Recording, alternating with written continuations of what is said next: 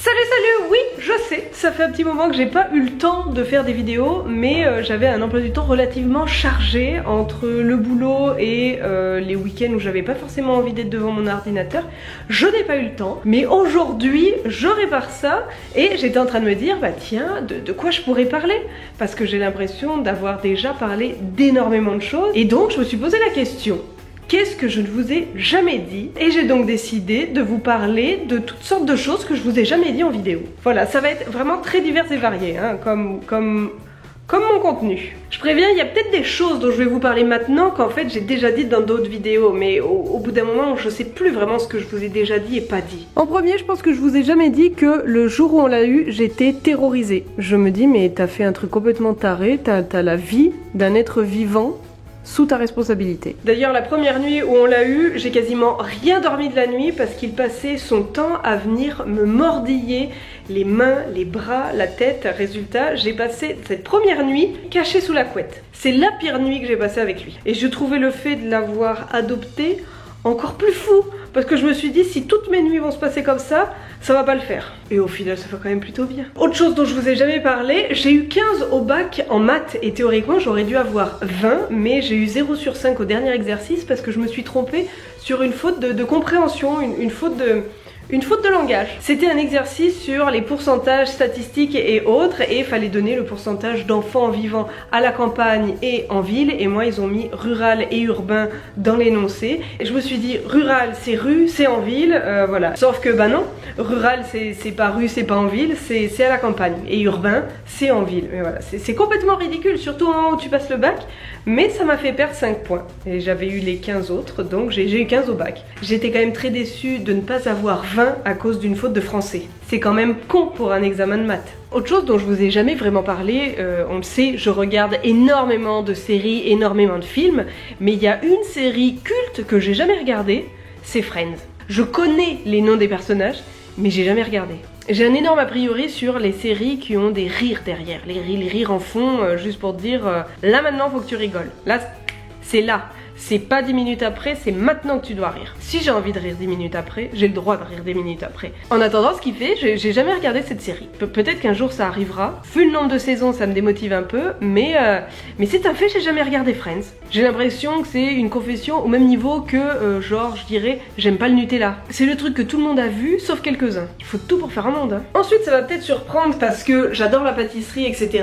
Mais je suis beaucoup plus salée que sucrée. Autre chose en ce qui concerne la bouffe, j'ai une passion pour le fromage. Pour moi, plus un fromage il pue, meilleur c'est. Ce qui a été un peu problématique tout au long de ma vie parce que j'ai souvent vécu avec des gens qui n'aimaient pas spécialement ça. Marion déteste le fromage, mais vraiment, elle ne supporte pas l'odeur. Mon ami avec qui j'étais venue vivre au Québec détestait ça aussi, ce qui fait que je devais le mettre dans des boîtes hermétiques pour pas que ça sente. Ben n'est pas un très grand fan de fromage, voilà. Même s'il vient du Nord, pour lui, le maroilles, c'est une abomination.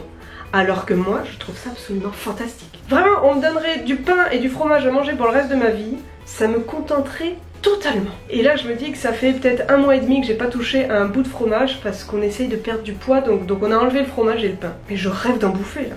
Un bout de comté, un bout d'emmental, du morbier, du camembert, du gruyère. De l'époisse. Il y en a c'est le chocolat, moi c'est le fromage. Toujours dans la même idée de la bouffe, etc. Quand je vais au resto, je regarde toujours la carte avant. Si je sais que je vais aller à manger avec des amis le soir, et bah très souvent je vais sur le site internet du restaurant regarder ce qu'il y a au menu. Parce que je vais toujours mettre 10 ans à choisir ce que je vais manger, donc je me prépare à choisir. Et même en général, je regarde le dessert avant de choisir le plat. C'est le seul moment où le sucre c'est important pour moi, voilà, au resto. Donc oui, je regarde très souvent la carte avant et les desserts en premier. Pour qu'au final, 99% du temps, je prenne la même chose en dessert, c'est-à-dire une crème brûlée. Je suis la personne la plus prévisible au monde en termes de dessert au restaurant. Je m'aventure très rarement dans autre chose. Et en parlant de dessert, mon dessert préféré, c'est la charlotte aux framboises. Toute mon enfance, j'ai demandé ce dessert-là pour mes anniversaires. Mais je prends jamais ça au resto. Parce qu'en général, il n'y en a pas non plus. Du coup, c'est un peu compliqué d'avoir ça. Mais la mousse de framboise, c'est clairement l'un de mes trucs préférés, avec le fromage. Autre chose dont je vous ai jamais parlé, je me suis toujours dit, tiens, faudrait que je leur en parle un jour, peut-être qu'il y en a d'autres, ça m'étonnerait, mais peut-être qu'il y a d'autres personnes qui sont dans le même cas. Non, c'est pas ma phobie des araignées, parce que ça, j'en ai déjà parlé. C'est une autre phobie, la phobie d'un objet. Là, rien que le fait d'y penser et que je dois le dire, je trouve ça complètement débile, mais j'ai un truc que je déteste et qui me fait peur, c'est les éoliennes. Oui, les grandes éoliennes, là, les grandes tiges droites et puis qui tournent comme ça. Depuis que je suis petite, je m'imagine qu'un jour elles vont se décrocher, rouler et planter la voiture dans laquelle je serai quand je passerai sur l'autoroute. Ce qui fait que j'ai toujours détesté ça et que j'en ai toujours eu peur. C'est comme ça, et pas autrement. J'avais prévenu que ce serait quand même très divers et varié comme petite chose à vous confier, à vous dire. Donc faites pas comme si vous étiez pas prévenus. Hein. Chacun ses phobies. Il y a bien des gens qui ont la phobie d'avoir une phobie. Partant de là, les éoliennes, c'est pas si fou que ça. Hein. Autre chose dont je vous ai jamais parlé, et ça c'est potentiellement une chose un peu nulle, je sais tourner ma langue. C'est un truc comme un autre. On apprend à se connaître. Même après tout ce temps. Chose suivante. Il y a une chose qui me semble, je vous en avais déjà parlé. Enfant, je voulais travailler dans la police, etc. Et je m'étais aussi dit que je pourrais venir en aide aux gens en cas d'accident, et un jour je me suis rendu compte qu'en fait c'était totalement impossible parce que je pensais pas du tout avoir ça, hein. Mais en fait mon corps me lâche dès qu'il y a la vue du sang. Si c'est le mien ça va, mais si c'est ceux des autres, mon corps fout le camp, il me lâche totalement alors que je lui ai rien demandé, hein. Mais oui, un jour j'ai vu un accident, le mec saignait abondamment de la main, je l'ai regardé, j'ai essayé de venir en aide, mes colocs étaient là pour qu'on l'aide, on l'a aidé un peu. Mais moi très vite, j'ai dit, si je pars pas, je vais tomber dans les pommes. Donc j'ai été à ça, de me retrouver au sol à côté du gars parce que j'étais tombée dans les pommes. Cette chose, ça me fait quand même un peu de peine parce que je me suis toujours dit que voilà, je pourrais aider.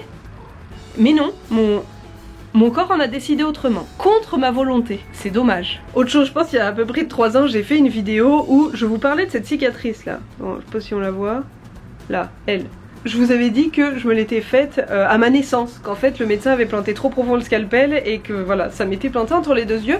Mais à la fin de cette vidéo, j'avais dit qu'en fait c'était pas vrai. Et si vous n'êtes pas allé jusqu'à la fin de la vidéo, vous pensez toujours que je me suis fait ça à la naissance, mais pas du tout. Non, en fait c'est simplement que enfant, à genre 1 an et demi, j'étais à l'île de Ré, dans une caravane, je voulais pas faire la sieste, j'ai sauté sur un lit, et je me suis payé la rambarde de rideau et je me suis ouvert la tête. On s'entend dans les années 90, surtout sur une petite île comme l'île de Ré, c'était un peu old school, donc ils ont été 3 ou 4 à me tenir et à me recoudre sans anesthésie. C'est peut-être aussi pour ça que je me suis dit que j'étais voilà, courageuse, un peu une warrior, une guerrière.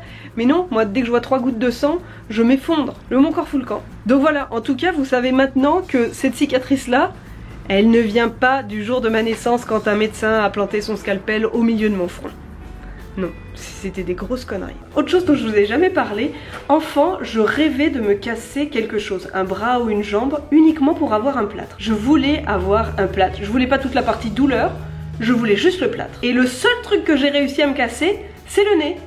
Voilà, donc il n'y a pas eu de plâtre, il n'y a pas eu de truc cool, non, moi j'ai juste eu le nez cassé. Mais à côté de ça, ce qui fait que dès que je partais en colonie de vacances et qu'il y avait des ateliers un peu manuels avec du plâtre, moi je me fabriquais un plâtre pour le bras. Et puis je le gardais 2 ou 3 jours, je le découpais et puis je le conservais, je glissais de temps en temps mon bras dedans. On fait vraiment des trucs chelous quand on est petit, hein. Là maintenant je serais un peu moins emballée à l'idée de me péter quelque chose et d'avoir un plâtre, mais quand même, il y a quand même encore une toute petite partie de moi qui aimerait se péter un truc pour avoir un plâtre. Mais je veux clairement pas toute la partie douleur, je veux juste le plâtre. Franchement j'ai l'impression que cette vidéo là, vous allez me juger, pas super à l'aise avec cette idée en fait. Et on entend toujours des gens qui ont des gris-gris porte-bonheur, des vêtements, etc. qui portent pour les grosses occasions, les jours importants, pour un entretien d'embauche, etc. Et ben moi j'ai 2 trucs que je porte à chaque fois que je vais passer un truc important. J'ai porté ça quand je suis allée passer mon permis, j'ai porté ça quand j'ai passé mon bac, je porte ça quand j'ai un entretien d'embauche. Quand j'ai commencé à bosser, là, je l'ai porté pendant des semaines. Non, c'est pas des sous-vêtements, parce que là, ce serait quand même un peu dégueulasse. C'est 2 bijoux, ça appartenait à mes grands-mères.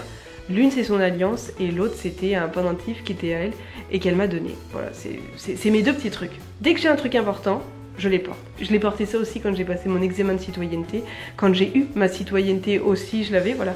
Dès que c'est un truc important, je porte ça. Ça peut peut-être paraître super cucu, mais Mais voilà, je me dis que mes mamies, c'est mes porte-chance. Est-ce que c'est cucu? Je sais pas.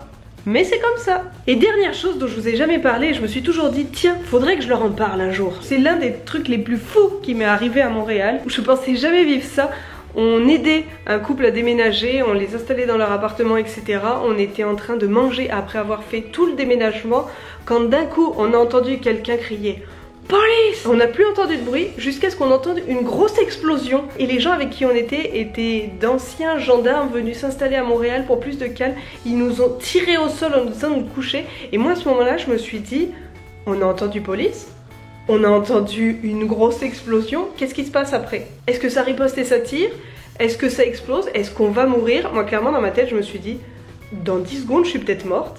Et en fait pas du tout, il n'y a plus eu de bruit et l'alarme de l'immeuble s'est déclenchée et quand on a été ouvrir, on a vu un gars habillé comme si c'était le SWAT. Ils étaient suréquipés, un peu comme des démineurs, avec toute une équipe de police autour de lui. Il nous a dit de rentrer et en écoutant un peu à la porte pour voir ce qui se passait, en fait dans l'appartement juste à côté, il y avait une planque de crack. Et j'avais trouvé ça fou qu'il y ait une planque de crack dans un immeuble relativement sécurisé, dans un quartier plutôt bien de Montréal. Je me suis dit, on peut jamais savoir qui est son voisin, mais j'avoue que ce jour-là, je faisais clairement pas la maligne. Voilà, j'étais en plein stress quand j'ai entendu cette explosion. Le lendemain, quand on est retourné chez ces gens-là, on a vu la porte, en effet, il y avait un gros trou dans la porte. Voilà, ça c'était une chose dont je vous avais jamais parlé, je me suis toujours dit, faudrait que je leur dise. Ça m'a peut-être évité à certains de penser que voilà, tout est beau, tout est rose et on est au pays de Candy quand on est à Montréal. Non, il y a aussi des trucs un peu comme ça qui se passent.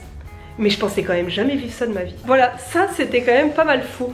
Sur ce, je vous dis à samedi prochain si tout va bien, si croisons les doigts. En tout cas, aujourd'hui je suis très excitée parce que la dernière fois je vous ai dit que je voulais me remettre à la poterie et demain je reçois théoriquement plein de trucs pour faire de la poterie. Donc la prochaine vidéo sera peut-être sur de la poterie ou sur toute autre chose. Et il n'y aura jamais de vidéo de poterie, voilà, je ne sais pas. Mais en tout cas, demain, je reçois toute ma terre pour faire de la poterie. J'en suis rendue à un stade dans ma vie où je suis heureuse à l'idée de recevoir de la terre. À la trentaine, c'est fou, hein? Il n'y a pas idée. Bref, en tout cas, j'espère que vous allez bien et je vous souhaite d'être heureux, avec ou sans terre de poterie. Allez, bisous bisous. Ah, et puis chacun ses phobies.